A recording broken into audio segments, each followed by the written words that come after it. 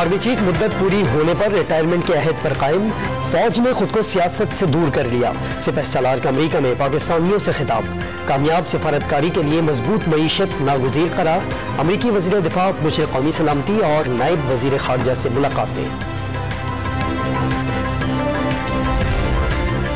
Army chief की तकर्री नवंबर में आइन और कानून के मुताबिक होगी। इमरान खान वजीर आजम के मनसब पर रहने के काबिल नहीं, ऐसा हाथ डालेंगे कि बचने की गुंजाइश नहीं होगी।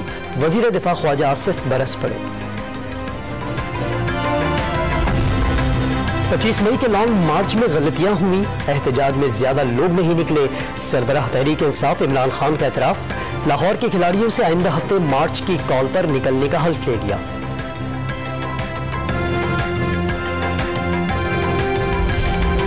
टांक में सैलाब ज़दगान से वजीर आजम का पहला वादा 1 माह में ही पूरा। फ्लड रिलीफ पैकेज के 100 घर तैयार हो गए। सोलर सिस्टम से आरास्ता स्कूल, क्लिनिक और ट्यूबवेल भी कायम।